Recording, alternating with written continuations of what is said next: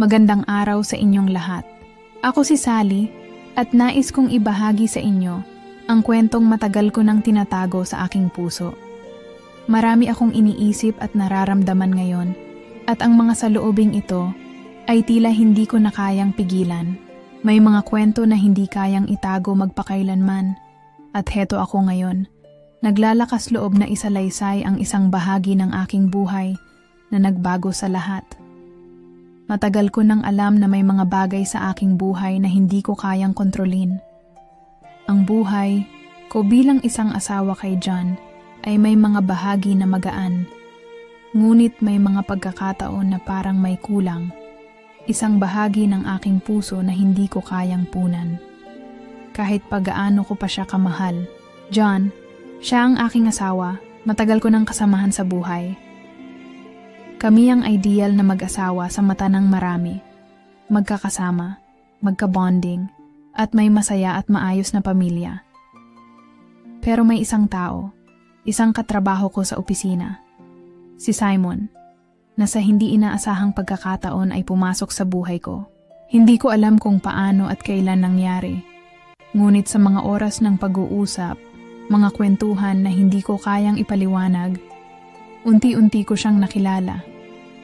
At sa isang gabing puno ng hindi inaasahang pagkakataon, nagbago ang lahat. Hindi ko na kayang pigilan pa ang nararamdaman ko sa kanya. Si Simon, may malalim na mga mata at isang ngiti na kayang magpahulog ng puso. Bawat titig niya sa akin ay parang isang katanungan na walang sagot.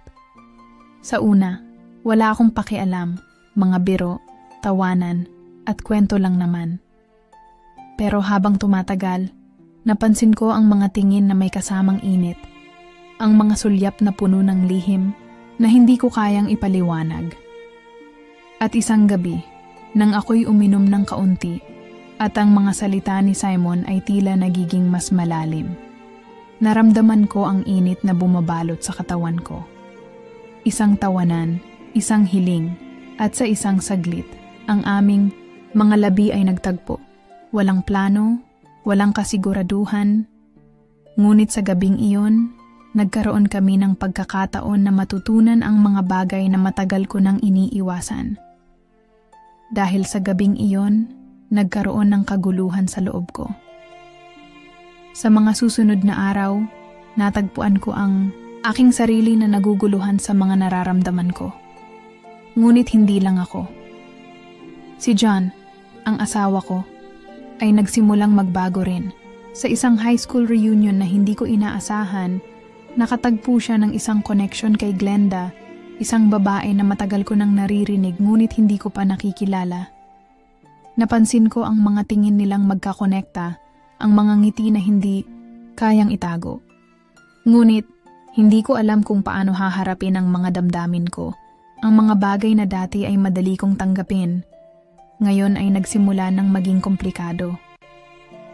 At habang ito'y tumatagal, mas lalo ko ring nararamdaman na may isang bagay na nagbabago sa aming relasyon. Kung ang mga lihim ay nagsisimula ng magsalubong, paano ko kayang itago pa ang nararamdaman ko? Nararamdaman ko ang bigat ng mga saloobin ko, at hindi ko na kayang pigilin pa ang lahat ng ito.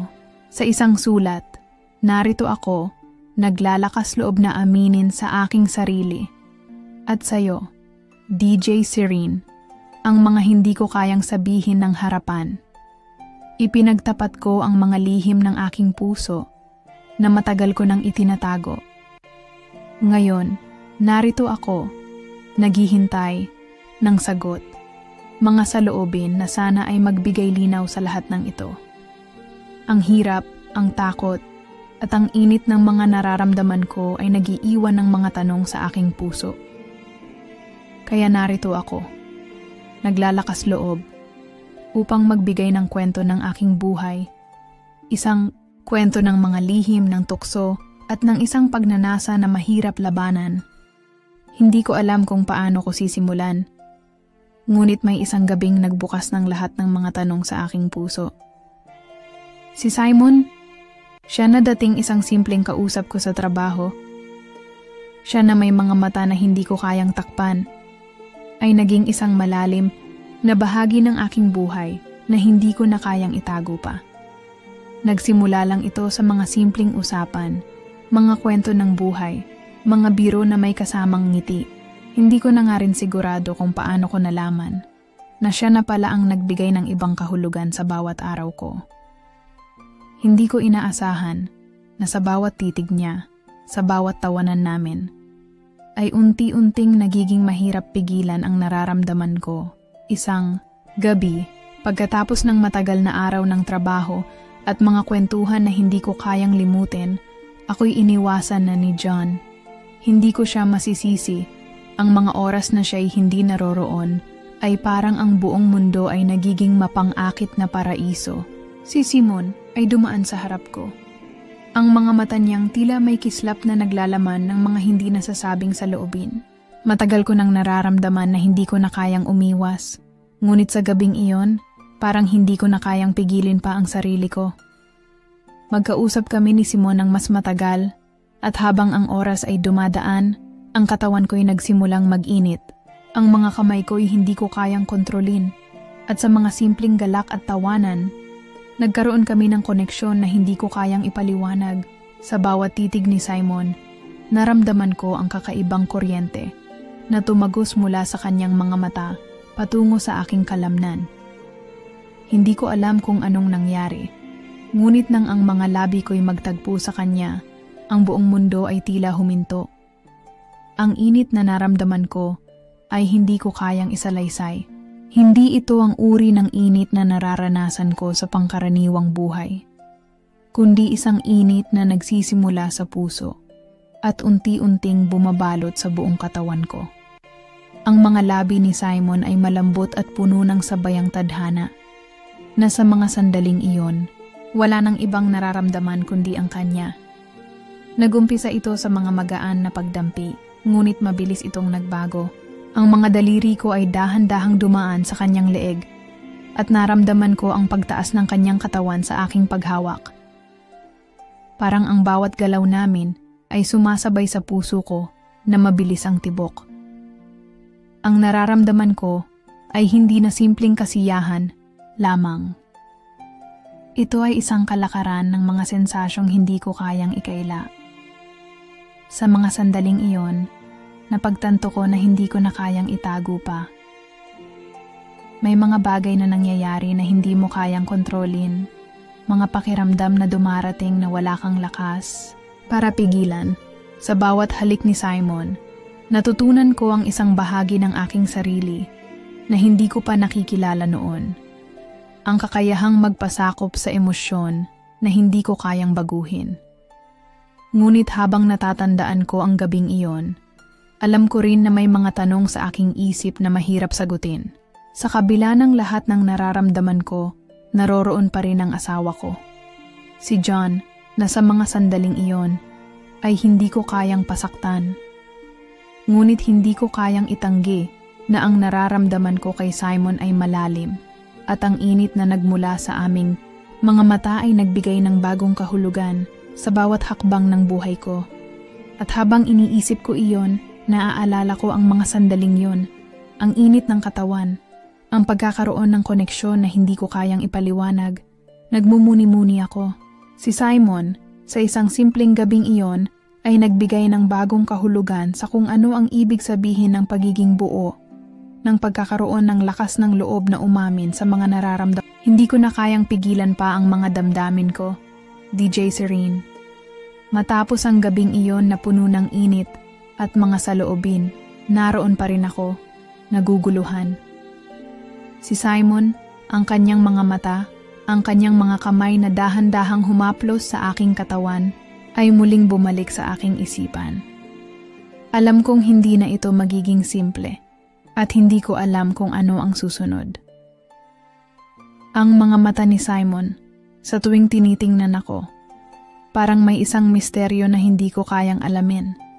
Hindi ko alam kung paano ko ipapaliwanag ang nararamdaman ko. Ngunit alam ko na may isang bagay na nabuhay sa akin. Isang bagay na hindi ko kayang takpan o itago. At sa gabing iyon, kahit na hindi ko inaasahan, nagkaroon kami ng isang pag-uusap na nagbigay linaw sa lahat. Nagkita kami ni Simon muli at sa oras na yon, alam ko na may hindi maiiwasang pagkakapantay. Hindi ko alam kung anong nangyari sa aking katawan, ngunit ramdam ko na iba na ang nangyayari. Sa simula, akala ko'y nagkakaroon lang kami ng isang malalim na pag-uusap. Isang kwentuhan na tulad ng dati.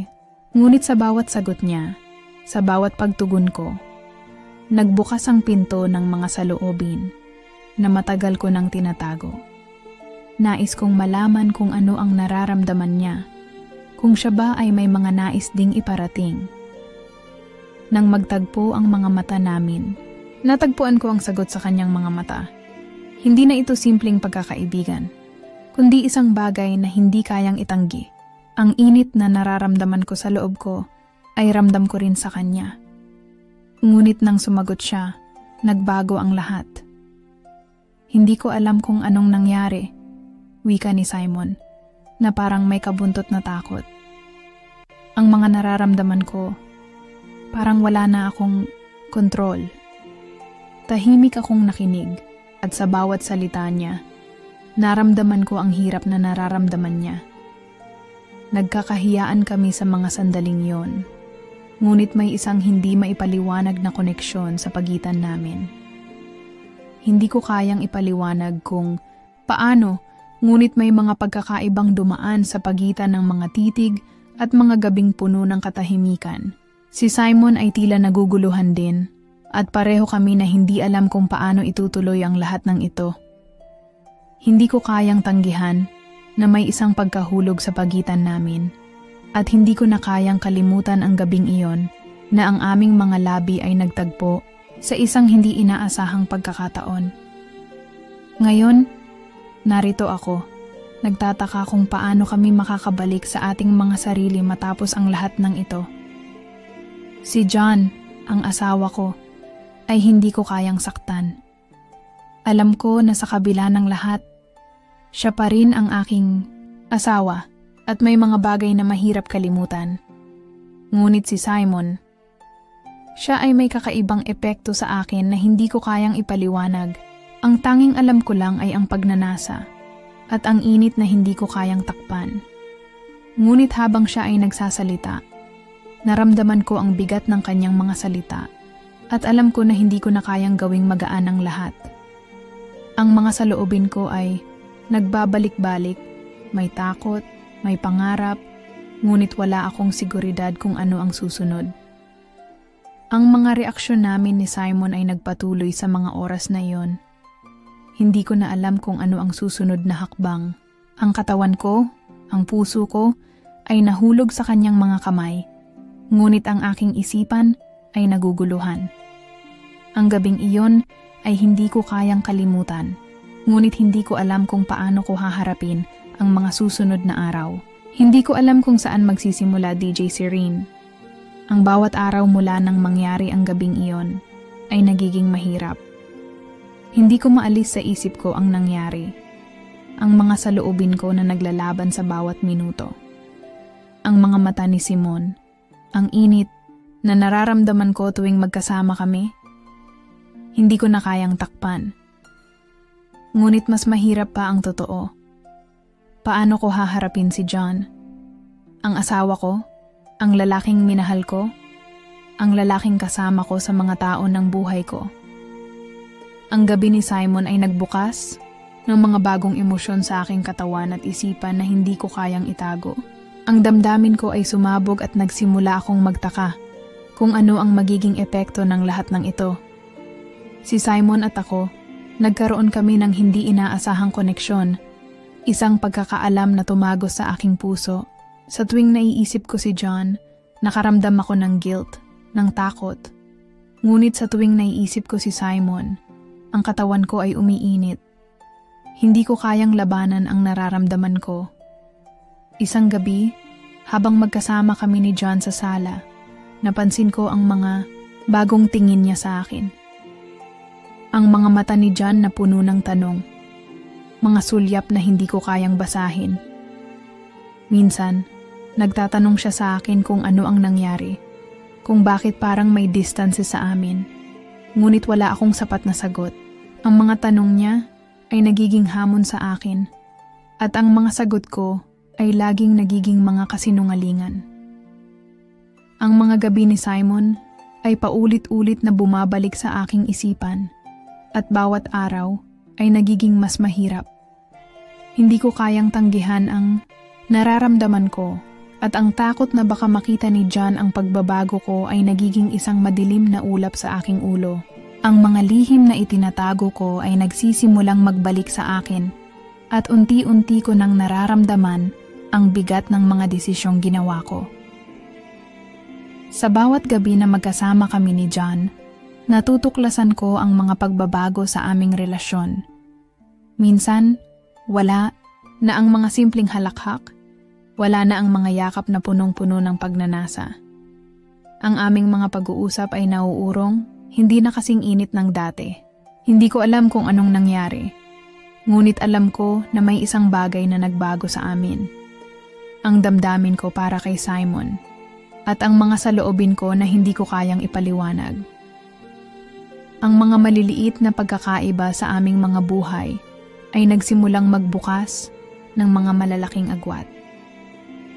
Si John, na hindi ko kayang saktan, ay nagiging isang bagay na hindi ko na kayang buuing muli. Ang kanyang mga tanong ay nagsisilbing mga patibong na hindi ko kayang iwasan. At si Simon, siya na hindi ko kayang itulak, palayo. Siya na patuloy na nagpapalakas sa aking katawan at isipan. Ang mga saloobin ko tungkol sa kanya ay patuloy na lumalalim. At ang pagkakaroon ko ng dalawang lalaki sa aking isipan ay nagsimulang magdulot ng kalituhan at sakit. Hindi ko kayang isalaysay ang bawat detalye ng mga nangyari. Ngunit ang totoo ay ang lahat ng mga bagay na iyon ay nagdudulot ng kaguluhan sa aking buhay.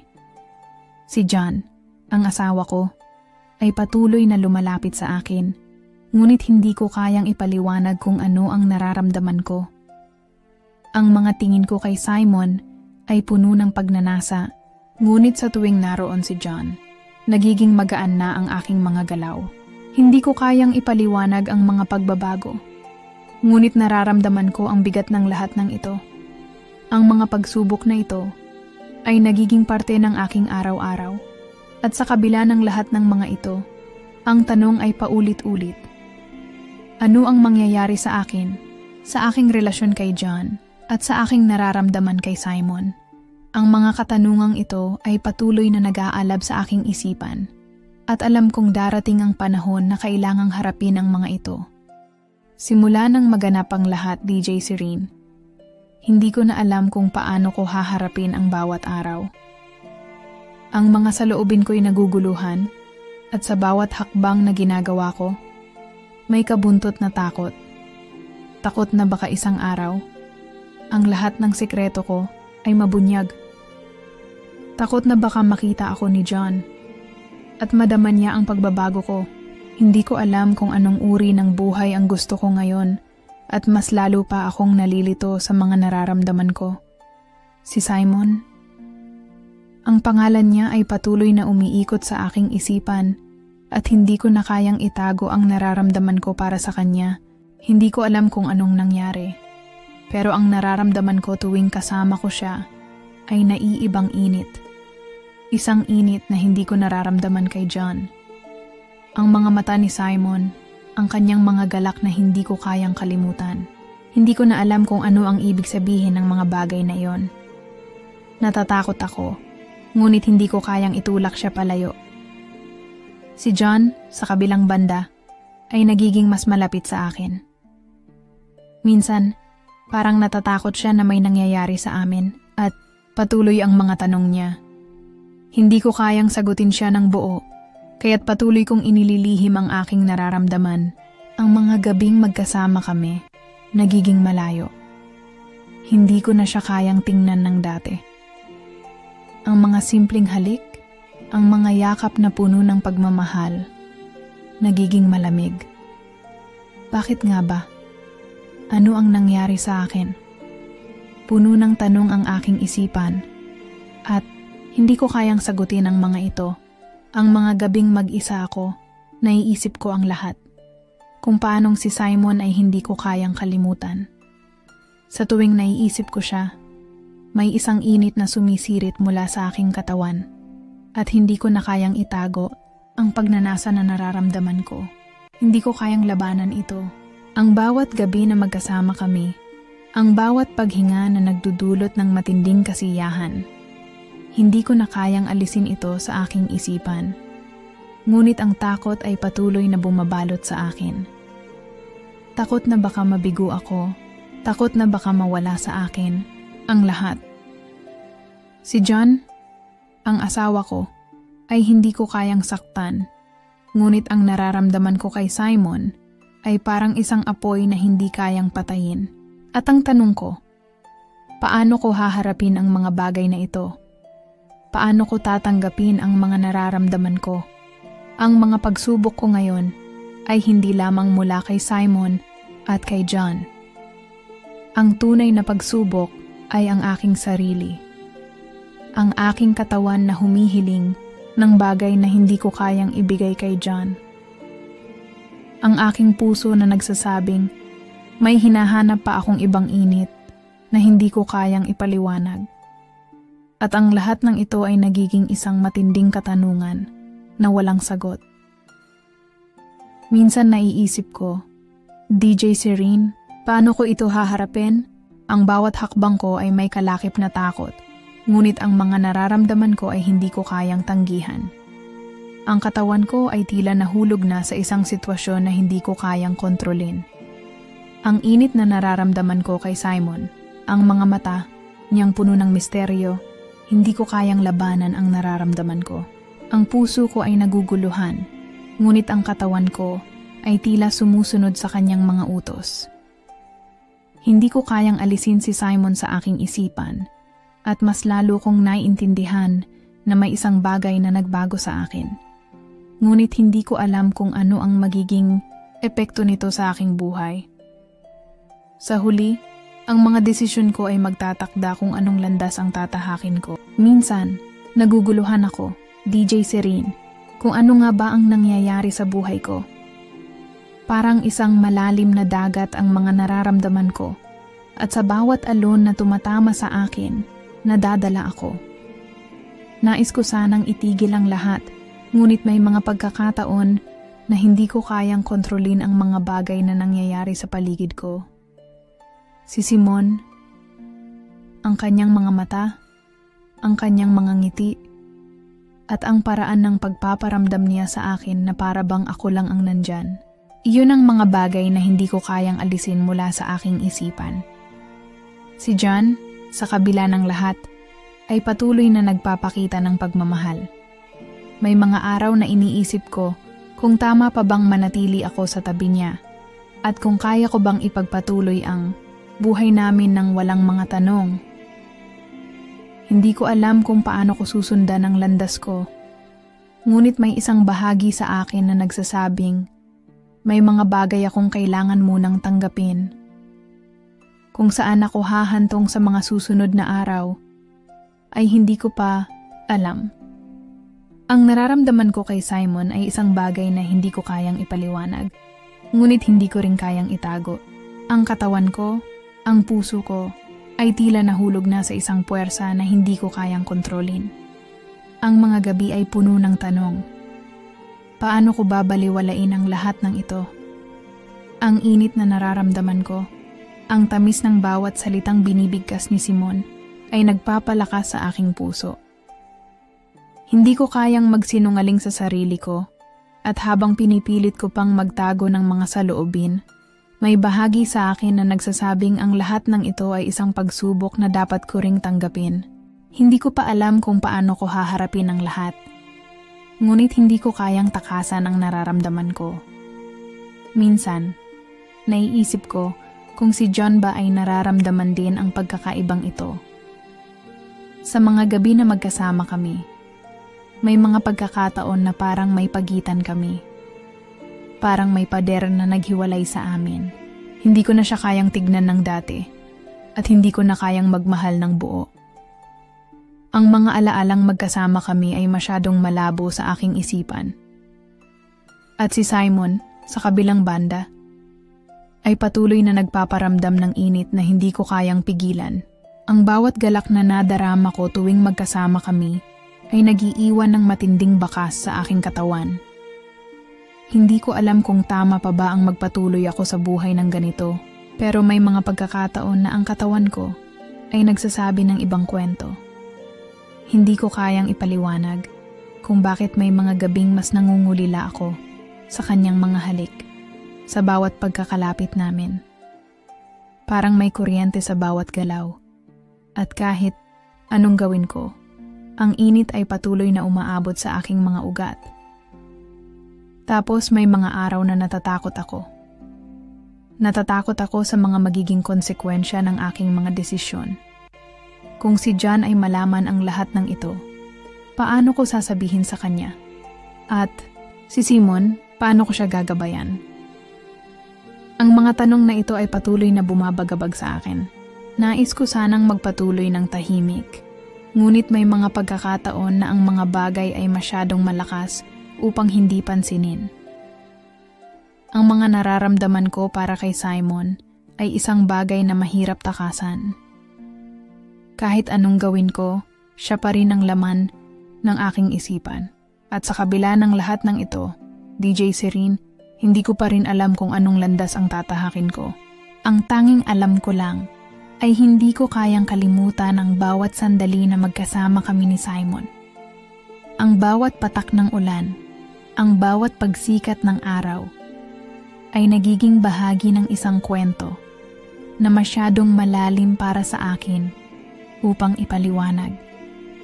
Ngunit isang bagay lang ang tiyak. Ang nararamdaman ko ay tunay at hindi ko kayang itago ang mga saloob. Nagising ako isang umaga at parang may mabigat na pakiramdam sa aking dibdib. Puno ng tanong ang aking isipan at tila ba naguguluhan ako sa mga nangyayari. Si Simon, ang mga gabi na magkasama kami at ang mga lihim na unti-unting nabubunyag. Lahat ng iyon ay nagsasapantaha sa aking katawan, sa aking puso.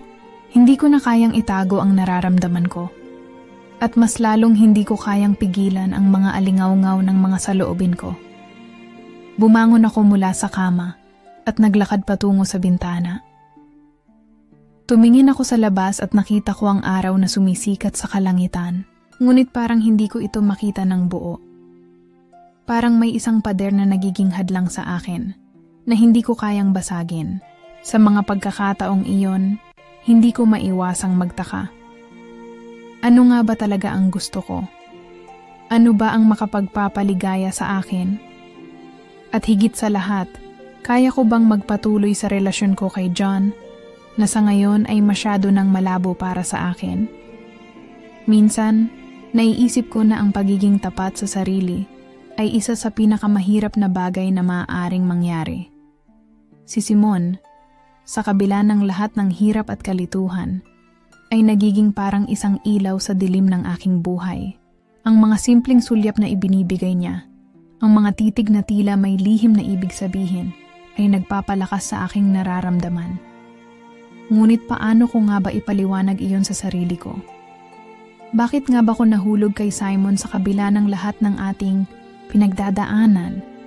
Si John, sa kabilang banda, ay patuloy na nagpapakita ng pagmamahal at pag-aalaga sa akin. Pero sa mga huling linggo, napansin ko na may distansya kami sa isa't isa. Hindi ko na siya kayang tignan ng parehong paraan. Hindi ko kayang mahalin siya tulad ng dati at ang mga pagsubok na dumating sa aming relasyon ay nagsilbing pader na tumatakip sa aming mga puso. Hindi ko na nakikita ang kinabukasan namin. At bawat araw ay parang isang paghihintay na nagiging mas mahirap.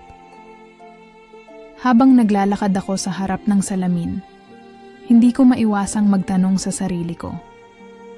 Paano ko ba haharapin ito? Kung ako ay magpapasya, alin ba ang mas tama? Ang magpatuloy sa relasyon ko kay John o sumunod sa agos ng nararamdaman ko para kay Simon? Si Simon na nagbigay ng init sa aking katawan at puso. Si Simon na nagpaalala sa akin kung paano muling magdamdam at mangarap. Habang lumalapit ang mga araw ng desisyon, ang puso ko ay patuloy na naglalaban. Ang init ng mga halik ni Simon, ang mga gabing magkasama kami na tila tumigil ang oras, ay patuloy na bumabalik sa aking isipan. Ngunit ang mga galak na dulot ng mga sandaling iyon ay may kasamang takot. Takot na mawala ang lahat. Takot na masaktan ko ang mga taong nagmamahal sa akin, si John na nagbigay sa akin ng lahat ng kanyang tiwala, at si Simon na nagbibigay ng bagong pag-asa.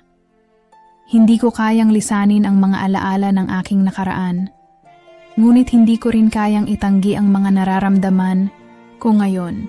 Lahat ng mga ito ay nagpapabigat sa aking dibdib, ngunit hindi ko kayang itago ang aking mga damdamin. Nais ko sanang magpatuloy sa buhay na tahimik, ngunit ang mga alingawngaw ng aking mga saloobin ay hindi ko kayang pabayaan. Wala akong sagot at walang tiyak na direksyon. Lahat ng aking hakbang ay parang naglalakad sa madilim na kagubatan. Hindi ko alam kung anong kalagayan ang naghihintay sa akin. Ngunit alam ko na ang nararamdaman ko para kay Simon ay hindi ko kayang pigilin. Siya ang naging liwanag sa aking madilim na mundo. At kahit minsan naiisip ko kung ano nga ba ang kahulugan ng mga desisyon na ginawa ko. Bawat hakbang ko, bawat desisyon ko, nagbago ng direksyon ng buhay ko. Si Simon, si John, at ang mga kwento ng aming mga puso, lahat iyon ay nagsanib at nagbukas ng isang daan na mahirap takbuhin. Hindi ko alam kung tama ba ang ginawa ko, ngunit ang isang bagay na sigurado ako, hindi ko kayang balikan ang mga pagpipiliang iyon at baguhin ang mga ito. Tinutok ko na lang ang aking mata sa hinaharap at umaasa na darating din ang panahon na makakaya kong tanggapin ang mga nangyari at magpatuloy. Isang linggo na ang lumipas mula nang magdesisyon ako na magpatawad. At sa kabila ng lahat, nakaramdam ako ng isang kaginhawahan sa aking dibdib. Ang mga gabi na magkasama kami ni Simon ay patuloy na gumugulo sa aking isipan. Ngunit natutunan ko nang tanggapin na iyon ay bahagi ng aking paglalakbay. Wala nang alinlangan, wala nang pagsisisi. Hindi ko kayang baguhin ang nakaraan, ngunit magkaiba kami ni Simon, may kanya-kanyang landas. Sa pagpasok ko sa bagong kabanata ng buhay ko, kailangan kong magpatuloy, kahit na hindi ko alam kung anong hinaharap ang naghihintay sa akin. Si John, sa kabila ng lahat ng naramdaman ko, alam ko na may kabutihan sa kanya. Ang mga alaala namin bilang mag-asawa ay puno ng saya, ngunit natutunan kong ang bawat relasyon ay may oras. At may mga pagkakataong ang puso ng isang tao ay kailangan ng bagong direksyon. Sa huli, ang desisyon ko ay hindi lang para sa akin, kundi para sa lahat ng nakapaligid sa akin. Lalo na kay John. Wala na akong ibang nais kundi ang magpatuloy sa buhay na mas masaya at mas buo. Dahil sa lahat ng mga pagsubok at tanong na dumaan sa buhay ko, natutunan ko rin na mahalaga ang pagtanggap. Tanggapin ang mga pagkatalo, tanggapin ang mga pagkakamali, at higit sa lahat, tanggapin ang mga tao sa kanilang kabuuan. Hindi ko na dapat ipagpatuloy ang mga bagay na nakakapagpagulo sa aking isipan. Ngayon, natutunan ko nang yakapin ang bawat hakbang at tanggapin ang bawat kaganapan. At ang pinakamahalaga ay ang magpatuloy. Habang ako ay tumitingin sa aking hinaharap, ramdam ko ang isang malalim na kaligayahan sa puso ko. Hindi ko na kailangang hanapin pa ang mga sagot sa mga tanong na walang kasiguruhan. Ang mga alaala ko kay Simon, ang pagmamahal ko kay John, lahat ng iyon ay nagiging bahagi na ng aking nakaraan. Sa bawat hakbang ko patungo sa bago, natutunan ko na magpatawad, hindi lang sa iba, kundi lalo na sa aking sarili. Minsan iniisip ko kung paano ko nga ba nasimulan ang lahat ng ito. Kung hindi ko siguro pinili ang ganitong landas, paano kaya ang buhay ko ngayon? Pero sigurado ako na walang aksidente sa mga bagay na nangyari. Lahat ng iyon ay nagdala sa akin dito, sa punto ng buhay ko, kung saan natutunan kong mas mahalin ang sarili ko at tanggapin ang mga pagkatalo, ang mga tagumpay, at ang mga pagsubok. Sa kabila ng lahat ng ito, natutunan ko na hindi lahat ng kwento ay may masayang wakas. Ngunit sa bawat pagtatapos, may bagong simula na naghihintay. At ngayon, sa aking mga kamay, nandyan ka, DJ Serene, at habang binabasa ko ang mga salitang ito, parang nagbabalik sa akin ang lahat ng nangyari. Isang malalim na hininga ang humaplos sa aking dibdib, at sa kabila ng lahat ng sakit, may isang uri ng kapayapaan na nagmumula sa pagtanggap. Hindi ko na muling maitatanggi ang mga nangyari, ang mga desisyon, ang mga damdamin, at ang mga bagay na itinago ko sa loob ng mahabang panahon. Ang lahat ng ito ay tila isang masalimuot na panaginip, isang halo-halong realidad ng pagmamahal, kalituhan at mga pangarap na minsan ay nauurong. Hindi ko na kayang itago pa ang mga lihim na nagbigay daan sa mga pangyayaring nagbago sa buhay ko. Ang aking mga pagkakamali, ang aking takot, at ang mga hakbang na hindi ko alam kung tama ba o mali, lahat ng ito ay bumalik sa akin. Sa bawat patak ng ulan na bumagsak sa aking mga mata, naramdaman ko ang mga sugat na unti-unting gumagaling. Hindi ko alam kung ano ang hinaharap para sa akin o kung ano ang mangyayari sa aming relasyon ni John. Ngunit natutunan ko na sa huli, hindi ko kayang kontrolin ang lahat ng bagay. Ang pinakamahalaga ay natutunan kong tanggapin ang mga pagkatalo at ang mga pagkakataong nagbigay daan sa aking sariling pagpapatawad. Ang kwentong ito ay hindi isang pagtatapos, kundi isang bagong simula. Hindi ko alam kung ano ang hinaharap, pero natutunan ko na kahit sa gitna ng mga pagsubok, may mga pagkakataon pa ring magbukas ang mga pintuan ng posibilidad. Kung ano man ang mangyari sa amin ni John, o kay Simon, o kung sino man ang darating sa buhay ko, natutunan ko na ang pinakamahalaga ay maging tapat sa aking sarili. Ang tunay na lakas ay nasa pagtanggap, hindi sa pagtakas. Ang kwento ko ay hindi perpekto, at hindi ko rin inaasahan na magiging madali ang lahat. Pero natutunan ko na ang pinakamahalaga sa lahat ay ang tamang panahon para matutunan ang mga aral na dala ng bawat pagdadaan. Marahil, ang mga pangarap ay patuloy na magbabago, at ang aking puso ay patuloy na maghahanap ng bagong direksyon. Ngunit sa ngayon, natutunan ko na kahit ang mga pagkatalo ay may dala ring mga pagkakataon. At sa kabila ng lahat ng ito, natutunan ko na ang buhay ay isang kwento na patuloy na isinusulat.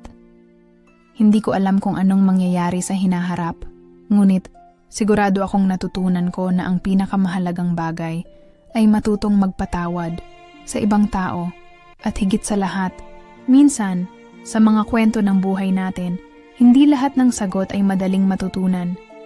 Parang isang paglalakbay na puno ng likaw, mga pader, at mga pagkakataon na magtatanong tayo kung tama ba ang mga desisyong ginawa natin.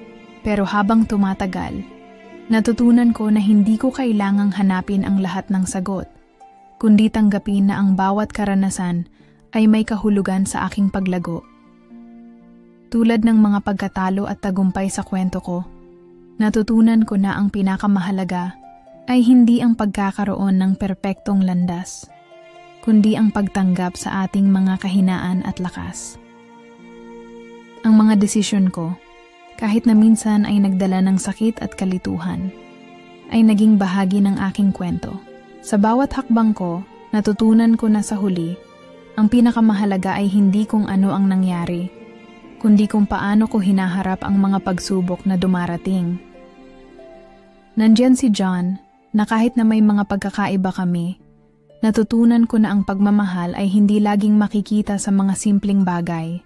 Minsan, ang mga malalaking bagay ay matatagpuan sa mga maliliit na pagtingin, mga galak, at mga sakripisyo na ipinapakita sa bawat hakbang. Ngayon, habang tinitingnan ko ang hinaharap, Natutunan ko na ang pinakamahalaga ay magpatawad, hindi lang sa iba, kundi sa sarili ko. Hindi ko kailangang magmukhang perfect at hindi ko kailangang magtago mula sa aking mga pagkakamali. Ang buhay ay patuloy na isang proseso ng pagkatuto at pag-unawa. Ang kwento ko ay hindi nagtatapos dito. Sa bawat araw, may bagong simula. Bawat aral, bawat hakbang, ay bahagi ng aking paglalakbay. At sa bawat araw na lumilipas, natutunan ko na mas mahalaga ang pag-alam na sa kabila ng lahat ng pagsubok, may pag-asa pa rin na naghihintay. Hindi ko alam kung anong susunod na kabanata ang haharapin ko.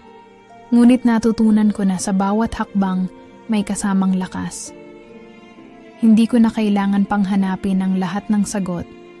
Ang kailangan ko lang ay patuloy na maglakbay at matutong tanggapin ang aking. Maraming salamat sa inyong pakikinig mga kasirin. Sana ay may natutunan kayo sa kwentong ito. Hanggang sa muli, patuloy nating tandaan, ang bawat hakbang sa buhay ay may kahulugan. Mag-ingat kayo palagi at laging tandaan na kayo'y hindi nag-iisa.